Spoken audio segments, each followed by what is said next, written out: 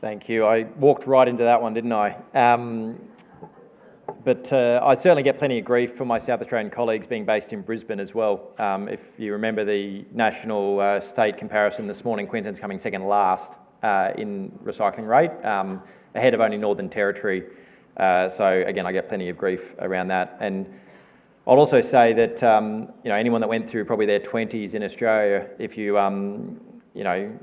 I imagine there are a lot of conversations like I had about how many cans do you think you could crush up, get in a car and drive to South Australia? And would it pay for the fuel or not, was the debate we had many times over the years. So a little bit about ResourceCo, a 30-year-old privately owned resource recovery company, Adelaide head office, everyone knows that now. About 1,000 people around Australia and Southeast Asia.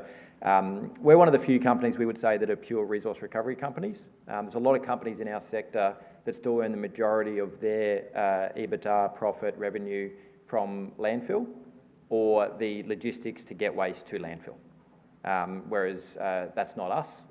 We are very focused and our revenue and EBITDA is all focused on resource recovery. We've got about 25 different types of recycling plants around Australia and Southeast Asia. And from a carbon perspective, which I'll touch on later as well, I've been heavily involved in carbon markets of a range of different forms and versions over the last 30 years in generating both ACCUs for sale as well as just generating abatement by reducing emissions in a number of ways.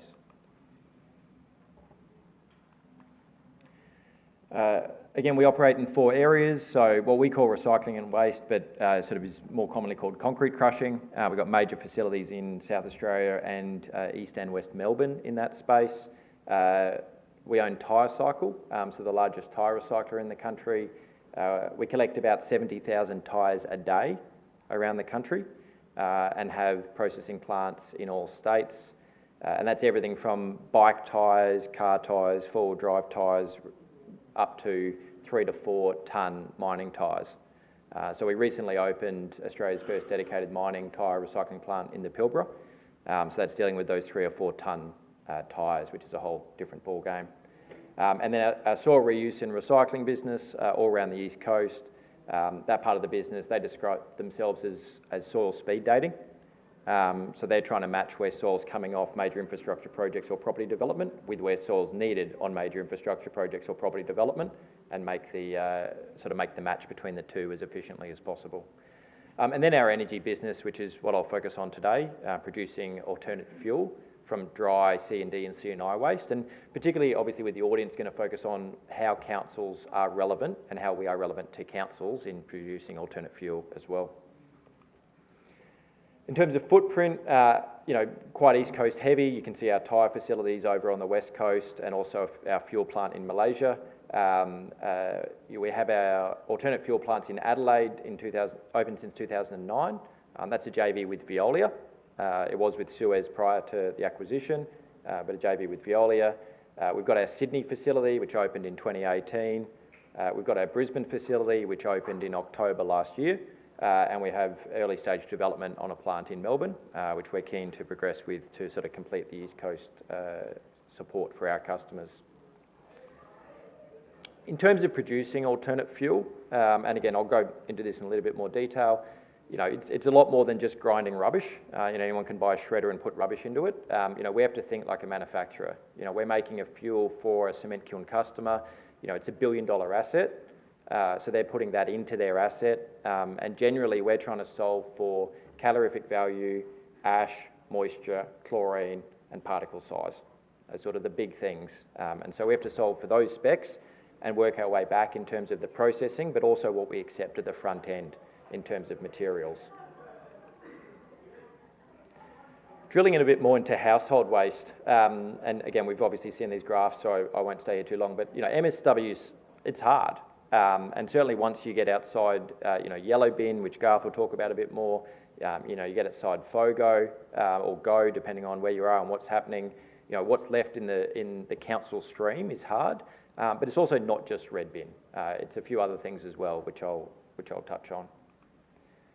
So in terms of the dry streams that we get involved in or can potentially get involved in, council hard rubbish, curbside, bulky waste, goes by a few different names in different jurisdictions.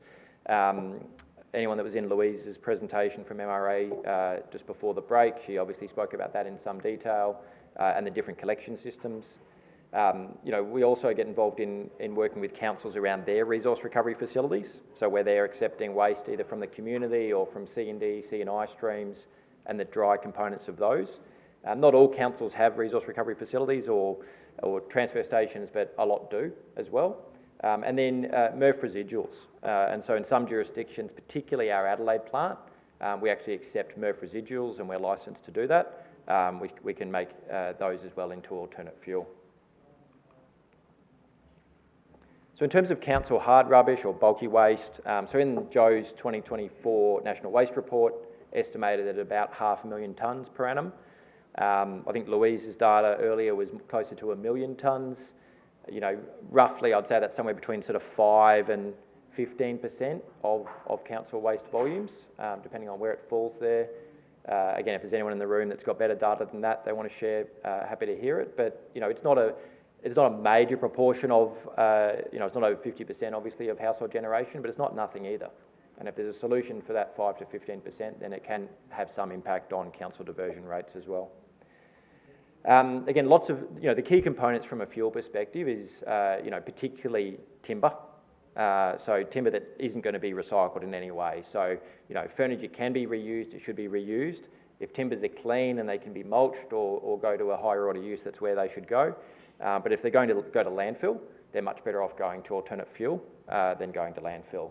So generally from our perspective, what this requires, depending on the collection system and how it's working, is some form of separation, because there's obviously a lot of other stuff in bulky waste that we couldn't take, either from a licence perspective or from a fuel quality perspective. So, the solutions we've seen for that to work is if bulky waste is going to a waste, to a council's resource recovery centre, it can be separated there.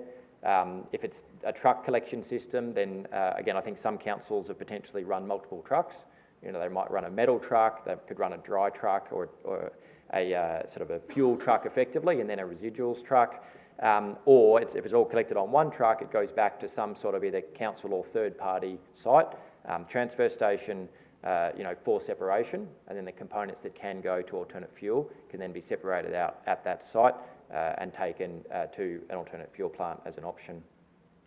And the landfill diversion that we generally get, which I'll touch on later, is in the order of 95% of what comes into our fuel plants is diverted from landfill.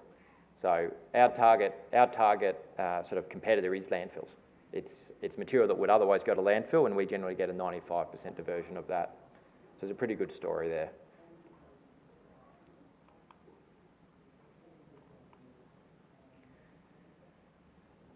In terms of council resource recovery facilities, again, the key thing from a lot of recyclers' perspective is, as we've touched on, separation. Is what level of separation can we get, and how do we get it? So, if something's being positively picked, you go to some council sites and there might be 10 different skip bins or hook bins and different materials put in each one. That's obviously more of a positive picking and generally leads, from our experience, to very clean streams. Or I guess if material's tipped into some sort of pit, that's where it gets more complex. If you end up with pute and non-pute material being tipped in a pit, we've worked with councils around some solutions, such as even putting a divider in the pit, having one end as pute, one end as non-pute. But the more mixed the material is, the more complex it is, the more expensive it is, and the fewer resource recovery options there are. So, thinking about those sort of either infrastructure or logistics is critical. It obviously, you can end up with many parties involved in the conversations as well. Some councils might own the resource recovery centre, but they might have a long-term contract with a third-party provider to actually manage that resource recovery centre. And so then there's obviously complex contractual discussions in terms of, that wasn't part of the contract in terms of separating these materials, but they're the conversations that have to happen, either mid-contract or between contracts, to allow a range of different resource recovery solutions.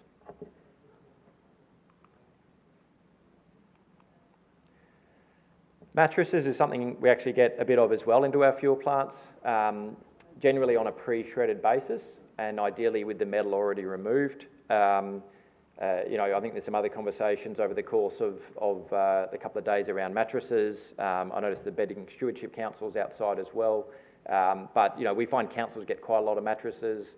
I think one we were talking to the other day gets something like 50,000 a year mattresses in, so pretty significant numbers. Landfillers hate them, for a whole bunch of reasons. But if they are shredded, it is something that the residual sort of textile and fabric and foam material does make good alternate fuel. So mattresses is something that we do deal with councils quite a bit. So got a short video as well in terms of one of our partnerships with councils and the solutions. I will.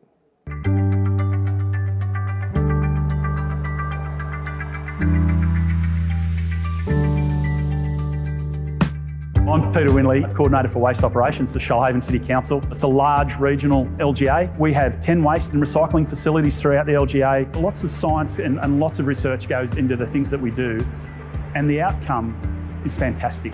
There is no such thing as waste. There's only opportunities. Opportunities for a better result, especially for our environment. Shoalhaven City Council is at the forefront of the circular economy. And why are we at the forefront? Because we are trying desperately to get as much stuff out of landfill as possible. And we want to see all of those fantastic resources that normally get buried or have been buried in the past taken out and getting all the good bits from it, as much good bits as possible, and repurposed. Household waste only makes up about 1/3 of the waste in Australia. The commercial industrial sector and the construction demolition sector also make up roughly 1/3 each. What we do here at Cleanaway ResourceCo is we take residual construction, demolition and commercial industrial waste. We put those through an advanced manufacturing facility to extract from that material all the recyclables that we can, and then the balance is used as an energy source, as a solid fuel for high energy users such as cement kilns. The other fantastic outcome here is that we provide those fuels to high energy users that are typically using fossil fuels. And by using a waste-derived fuel, they're able to significantly reduce their emissions as well. We need to find solutions to these problems, and we need to be able to recycle everything we can, repurpose everything we can. And elegant solutions like this PEF, where 2/3 of what would ordinarily go to landfill can be an alternative fuel source. It's an exciting time and it's great to be a part of it.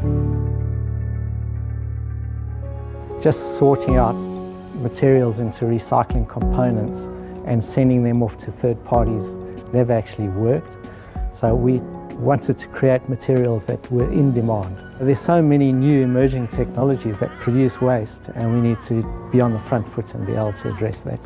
Setting out on a journey for sustainable circular economy in isolation is impossible. We have to develop partnerships, and I think having really good, strong relationships with people is critically important.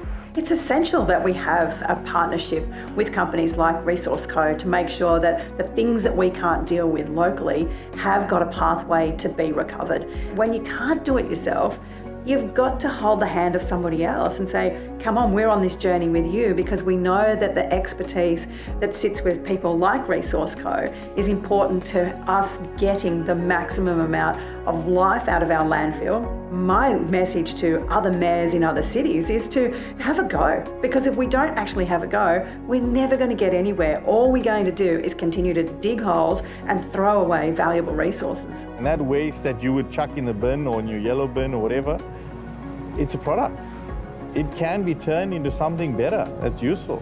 You can go back at the end of the day and say to your friends and family, I'm doing something good for the world. I'm doing something good for the environment. We've finished with what we always used to do. Now we're doing something different. It's everyone's responsibility to know where their waste is really going. This council's really willing to go on the journey, so I think our future's bright.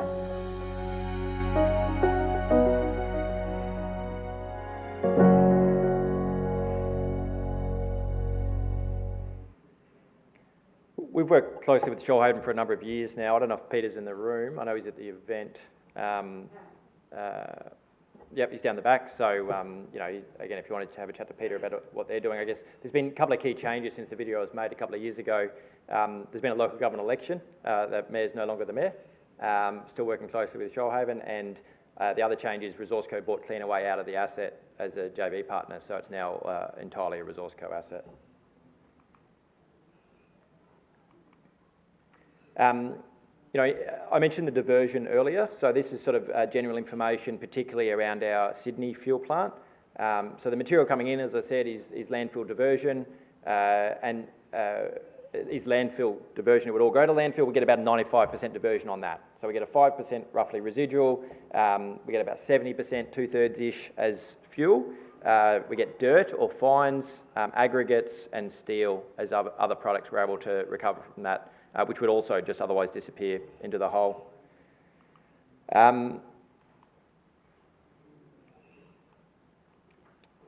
I've mentioned cement kilns a couple of times today, so just to touch on that a little bit. Cement kilns have been using alternate fuel from dry material for decades, both in Australia and even longer in the likes of Europe. Australia only has 4 cement kilns left, Adelaide, Brighton and Adelaide, Cement Australia in Gladstone, and then Railton in Tasmania, and Boral at Berrima. In Asia, there's in the order of 200 cement kilns operating. So a lot of the fuel we produce is exported to those cement kilns on an energy basis.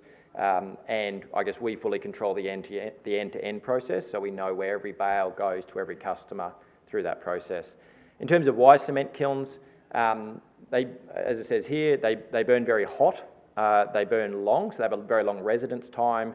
The emissions are cleaned by the limestone, and all of the ash ends up as an inert material in the clinker. So even in Australia, cement kilns are used basically as hazardous waste disposal centres as well. So an alternate fuel for them is very simple and very safe. And Boral today is using this fuel across the road from residents in Berrima. So obviously the New South Wales EPA have worked closely with them through that process.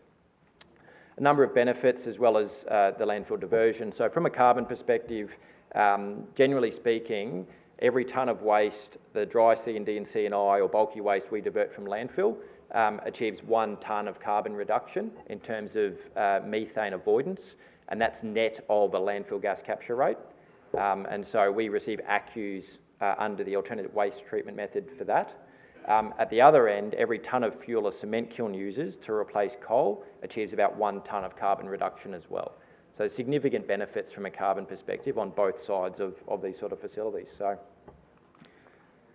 that's all. Thank you for your time. Happy to take questions. Are we doing now or at the end?